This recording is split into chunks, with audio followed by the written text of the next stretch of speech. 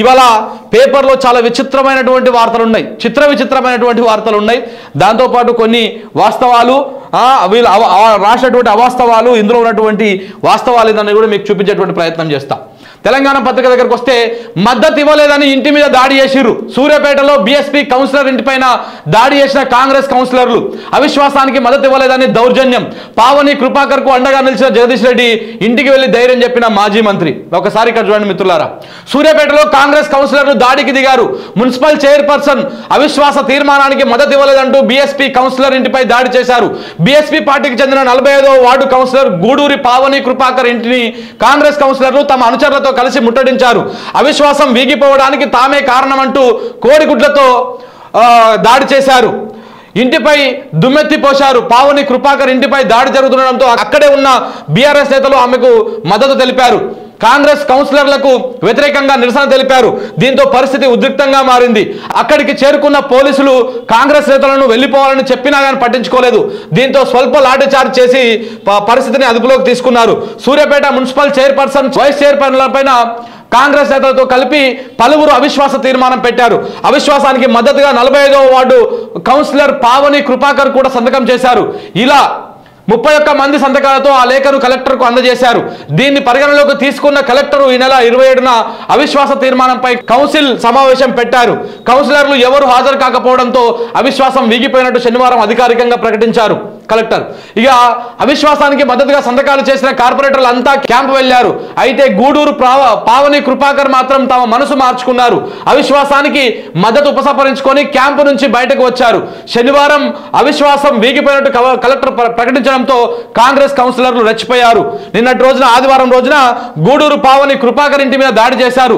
తాము క్యాంపుకు రాకపోవడంతోనే అవిశ్వాసం వీగిపోయిందంటూ మండిపడ్డారు.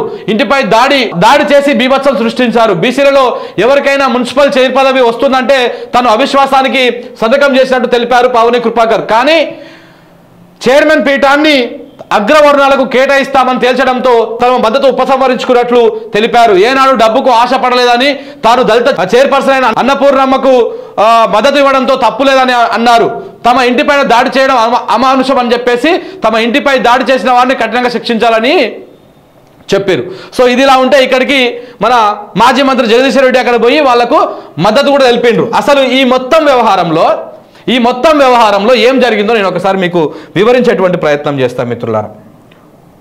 ఒక్క నిమిషం, చిన్న పేపర్ క్లిప్ ఉంది. ఎంత డ్రామా ఉందంటే వీళ్ళది మామూలు డ్రామా కాదు మిత్రులారా, మామూలు డ్రామా కాదు. వీళ్ళు కాంగ్రెస్ పార్టీ చేస్తున్నటువంటి నీచ రాజకీయం ఎట్లా ఉంటుందో మీకు ఇప్పుడు వివరించేటువంటి ప్రయత్నం చేస్తా. సూర్యాపేట మున్సిపల్ కార్పొరేషను జనరల్ స్థానంలో అక్కడ చైర్పర్సన్ని పెట్టుకోవాలి.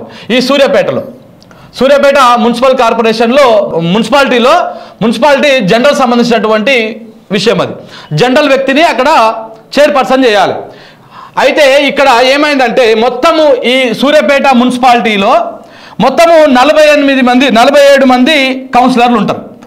47 మంది కౌన్సిలర్ ఉంటారు. ఒకటి ఎక్స్ అఫీషియా ఓటుతో కలుపుకుంటే మొత్తము 48 మంది ఉన్నారు అక్కడ. ఏది సూర్యాపేటలో. ఈ 48 మందిలో ఇప్పుడు అవిశ్వాసానికి మద్దతుగా అయితే ఇక్కడ ఇది సూర్యాపేట మున్సిపాలిటీ అనేది ఒక జనరల్ సీట్ అన్నమాట. జనరల్ సీట్ అయినా కానీ ఒక దళితురాలు అనేటువంటి అన్నపూర్ణమ్మకు సీట్ ఇచ్చి ఆమెను చైర్పర్సన్ చేసిండు జగదీష్ రెడ్డి. ఒక దళితులని చైర్పర్సన్ చేసిండు. ఎవరిని? అన్నపూర్ణమ్మని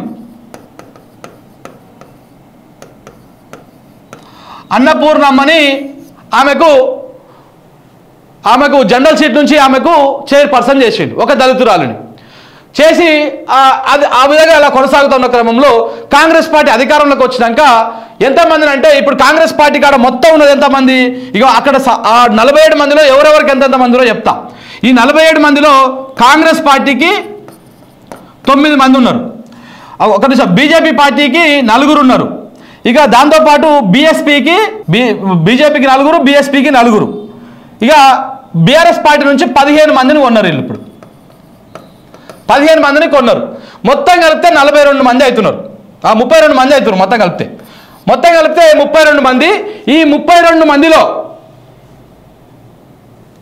అంతే, ఈ 32 మంది సంతకాలు పెట్టి ఈమె మీద ఎవరైతే అన్నపూర్ణమ్మ ఉన్నదో అన్నపూర్ణమ్మ మీద అవిశ్వాసానికి ప్రయత్నం చేశారు.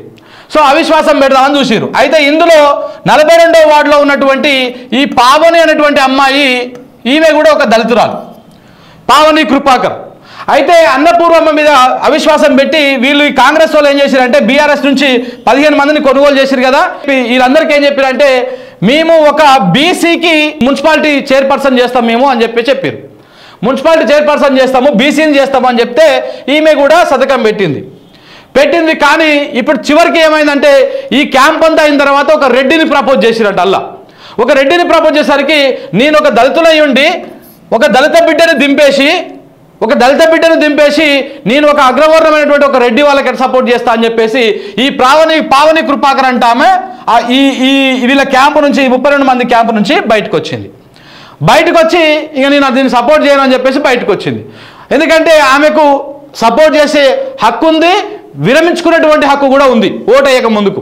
సో కాబట్టి ఆమె బయటకు వచ్చింది. ఆమె బయటకు వచ్చి ఆ కార్యక్రమానికి పోలేదు. దాంతో ఈ 31 మందిని మన నకరేకల్ ఎమ్మెల్యే వేముల వీరేశం గారు నకరేకల్ని అభివృద్ధి చేయమని ప్రజలు ఆయనకు ఓటేస్తే ఆయన ఏం చేస్తున్నంటే నాకు కోమటిరెడ్డి వాళ్ళు టికెట్ ఇచ్చిర్రు, నన్ను గెలిపించడం కోసం పొంగులేటి శ్రీనివాసరెడ్డి పైసలు పంపించిండు, బెంగళూరుకి వెళ్ళి పంపించిండు, ఆడికెళ్ళి పంపించిండు అని చెప్పేసి వాళ్ళను మంచి చేసుకున్నటువంటి క్రమంలో వాళ్లకు నేను చాలా అద్భుతంగా పనిచేస్తా ఉన్న జిల్లాలో మొత్తము నా చేతుల్లోనే ఉందని ఒక ఏమంటారు దాన్ని తన అభిమానాన్ని చాటుకున్నటువంటి క్రమంలో, తన భక్తిని చాటుకునేటువంటి క్రమంలో ఈ 31 మందిని ఎవరు హోల్డ్ పెట్టుకున్నారు? ఈ నకరేకల్ ఎమ్మెల్యే ఈ ఎవరైతే వేముల వీరేశం ఉన్నాడో వారు ఆయన చేతుల్లో పెట్టుకొని కూర్చున్నాడు అనమాట. వీళ్ళందరినీ కార్లు ఎక్కించుకొని తీసుకొద్దామనేటువంటి ప్రయత్నం చేస్తూ ఉంటే ఈ పావని కృపాకర్ అనేట ఆమె రాకపోయేసరికి ఇప్పుడు ఆమె లేకపోతే ఆడ ఫిగర్ సరిపోదు. సో కోరం ఆడ అవిశ్వాసం నెగ్గేటువంటి పరిస్థితి లేదు. దాంతో ఏమవుతుంది, వీగిపోతుంది. అక్కడ అటెండ్ అయ్యి వీగిపోయిన దానికంటే అటెండ్ కాకుండా డుమ్మా కొట్టడం వల్ల అవిశ్వాసం వీగిపోతే బెటర్ అని చెప్పేసి అక్కడ ఇజ్జత్ కాపాడుకున్నటువంటి ప్రయత్నం చేసిరు. అయితే దీని వెనకాల ఎంత కుట్ర చేసిరు అంటే మామూలు కుట్ర చేయలే. ఏదైతే నల్లగొండ జిల్లాలో ఉన్నటువంటి ఉత్తమ్ రెడ్డి, కోమటిరెడ్డి, ఆ పైన ఉన్నటువంటి ఎవరు పొంగులేటి శ్రీనివాసరెడ్డి, ఖమ్మం జిల్లా మంత్రి, ఇట్లాంటి వాళ్ళందరూ ఈ రెడ్లందరూ కలిసి ఏంటంటే జగదీష్ రెడ్డి ఇలాకాలో మన పెత్తనం సాగాలి, సూర్యాపేటలో మన పెత్తనం సాగాలి, ఒక్కడే గెలిచిండు లింగులు ఇట్టుకోమంటూ నల్లగొండ జిల్లా మొత్తంలో ఒక్కడే గెలిచిండు, ఆ ఒక్కరిని కూడా అక్కడ మనం డమ్మి చేసేటట్టు ప్రయత్నం చేయాలని చెప్పేసి సూర్యాపేట మున్సిపాలిటీ మీద ఇటు ఖమ్మం జిల్లా మంత్రులు, ఇటు నల్లగొండ జిల్లా 2 మంత్రులు వీళ్ళందరూ ఫోకస్ చేసి ఎట్టి పరిస్థితుల్లో కూడా ఆ మున్సిపాలిటీని మన చేతుల్లోకి తీసుకొని మనము రాజకీయం అక్కడి నుంచి స్టార్ట్ చేయాలని చెప్పేసి వాళ్ళు ప్రయత్నం చేశారు. ఆ ప్రయత్నంలో బొక్క బోర్లా పడ్డారు, మంత్రులందరూ మూతి పనులు రాలగొట్టుకున్నారు. ఆ పక్కనున్న ఆయనకైతే ఏకంగా చెప్పు దెబ్బలే పడేటువంటి పని అయిపోయింది. సో కాబట్టి ఈ విధంగా జరుగుతున్నటువంటి వ్యవహారం జరుగుతూ ఉంది. ఇప్పుడు వేముల వీరేశం కానీ, ఉత్తమ్ కుమార్ రెడ్డి కానీ, కోమటిరెడ్డి వెంకటరెడ్డి కానీ, కోమటిరెడ్డి రాజగోపాల్ రెడ్డి కానీ వీళ్ళందరూ చేయాల్సిన పని ఏందయ్యా అంటే మీరు మీ నియోజకవర్గాల్లో అభివృద్ధి విధంగా లేకపోతే ప్రజలకు మీ మీద ఈ ప్రజలు ఏ విశ్వాసం పెట్టుకొని మీకు ఓట్లేసి మిమ్మల్ని గెలిపించిర్రో ఆ ప్రయత్నం చేయాలి. కానీ అది చేయకుండా గీ శిఖండి రాజకీయాలు ఏందండి, గీ చేతగాని రాజకీయాలు ఏంది, గీ అవిశ్వాసాలు గివిటి మీద మీరు చేయాల్సిన రాజకీయం. అక్కడ ఉన్నది ఎవరు? అన్నపూర్ణమ్మ ఒక దళితురాలి మున్సిపల్ చైర్పర్సన్ పదవిని తీసేసి ఒక రెడ్డానికి ఇవ్వడం కోసము నల్లగొండ రెడ్లు, ఖమ్మం రెడ్లు ఈ రెడ్లందరూ ఏకమయ్యి కూర్చున్నారు. మళ్ళా మన ఎస్సీ ఎస్టీ దళిత బీసీ వర్గాలు మొత్తము మళ్ళా వాళ్ళ చెప్పు చేతుల్లోకి వెళ్ళిపోయి ఈ అవిశ్వాసానికి మద్దతు ఇచ్చేందుకు 15 మంది అమ్ముడు పోయిర్రు. ఈ విధంగా జరుగుతూ ఉంది. ఈ 15 మంది ఎంతెంతకు అమ్ముడు పోయారు? ఒక్కరొక్కరికి 5-5 లక్షలు ఇచ్చిర్రు. ఒక్కరొక్కరికి 5-5 లక్షలు అంటే 15 మంది కంటే 1,50,00,000 రూపాయలు వాళ్ళ దగ్గర ₹1 కోటి దగ్గర ఖర్చు పెట్టి వాళ్ళందరినీ కొనుగోలు చేసిరు అన్నమాట కాంగ్రెస్ పార్టీ. నాకు తెలిసి ఈ 10 సంవత్సరాలల్లో సూర్యాపేట కావచ్చు, తుంగతుర్తి కావచ్చు, మరీ ముఖ్యంగా సూర్యాపేటలో అయితే ఈ 10 సంవత్సరాల నుంచి ఎలాంటి చిన్న గొడవ కూడా లేదు, నిమ్మలంగా ఉంది. ఎప్పుడైతే కాంగ్రెస్ పార్టీ అధికారంలోకి వచ్చిందో సూర్యాపేటలో రౌడీ మూకలు రెచ్చిపోతా ఉన్నాయి.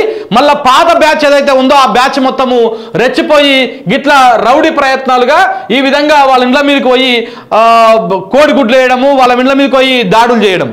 అయితే ఈ పావని కృపాకర్ అంటే ఆమె ఇంటి మీదకి తెల్లారంగానే వేరు. ఎట్లయితే ఈ అవిశ్వాసం వీగిపోగానే నువ్వు ఎట్టా సంతకం పెట్టి ఎట్టా రాలేదు, నువ్వు వచ్చి ఓటేసి ఉంటే ఇవాళ అవిశ్వాసం నెగ్గేది, ఇలా మనోడు చైర్పర్సన్ అయ్యేది. నువ్వు కాకుండా నువ్వు ఓటు వేయకపోవడం వలన ఇదంతా జరిగిందని చెప్పేసి ఈ కాంగ్రెస్ కౌన్సిలర్లు అమ్ముడు అయినటువంటి కుక్కలు ఏవైతే ఉన్నాయో అవన్నీ కలిసిపోయి ఆ అమ్మాయి ఇంటి ముందుకు పోయి కోడిగుడ్లు వేసుడు, టమాటాలు వేసుడు, ఆందోళన వేసుడు. మరి ఆ పక్కనే ఉన్నటువంటి బీఆర్ఎస్ వాళ్ళు కూడా ఏం చేశారు, కౌన్సిలర్లు ఈ అమ్మాయికి మద్దతుగా పోయి ఆడ నిలబడ్డారు. ఎవరైతే కౌన్సిలర్ ఉన్నారో పావని కృపాకరు ఆమెకు మద్దతుగా పోయి ఆడ నిలబడి కొంత ఘర్షణ వాతావరణం నెలకొంటే పోలీసులు అప్పటిదాకా సినిమా చూసిర్రు, 70mm థియేటర్లో చూసినట్టు మంచి ఏసీ వేసుకొని సినిమా చూసిర్రు. తర్వాత ఇక ఏదో పరిస్థితి చేయి దాటిపోతుందని చెప్పేసి వాళ్ళందరినీ అక్కడిక్కడ లాఠీ చార్జ్ చేసి చెల్లా చెదురు చేసిర్రు. ఈ విధంగా జరుగుతూ ఉంది సూర్యాపేటలో రౌడీ రాజకీయం. మరి గింత దుర్మార్గమా అండి? కాంగ్రెస్ పార్టీకి ప్రజలు దేమనిచ్చిర్రు, ప్రజలు దేనికోసం ఇచ్చిర్రు? ఏదో మార్పు కావాలి, మాకు ఒక అవకాశం ఇయ్యి, ఇంజన్లు కేసీఆర్ వెళ్ళింది కదా, మాకు ఒక్కసారి ఇయ్యి, ఒక్కసారి ఓట్లేయిర్రి, మీ దండం పెడతా, మీ కాళ్ళు మొక్తా, ఒకడొకడైతే మీరు వేయకపోతే చచ్చిపోతా. మనం చెప్పలేక ధర్మపురిలో ఒక ఎమ్మెల్యే మీరు ఓటు వేయకపోతే నేను చచ్చిపోతా అన్నాడు. చొప్పదండలో ఉన్న ఆయన గిడ మీరు ఓటు వేయకపోతే ఇంకా నేను ఆత్మహత్య చేసుకోవడే అని చెప్పి ఇట్లాంటివన్నీ చెప్పి డ్రామాలు చేసి ఇవన్నీ చేసి అలా గెలిచినాక ప్రజలు పడుతున్నటువంటి ఇబ్బందులు, రైతులు పడుతున్నటువంటి ఇబ్బందులు, కరెంటుతో ఎంత కష్టాలు పడుతూ ఉంది తెలంగాణ రైతాంగం ఇవాళ. నిన్న జనగామ పోతే మొత్తం అక్కడ పంటలన్నీ ఎండిపోయినాయి, నీటి సుక్క లేదు, కాలువలు మొత్తం ఎండిపోయినాయి.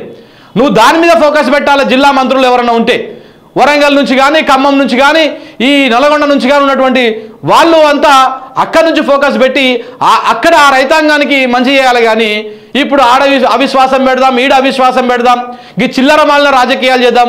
ఒకవేళ గివే దాడులు కనుక చేయాలనుకుంటే కాంగ్రెస్ పార్టీలో కార్యకర్త అంటోడు ఇప్పటిదాకా ఉంటుండేనా?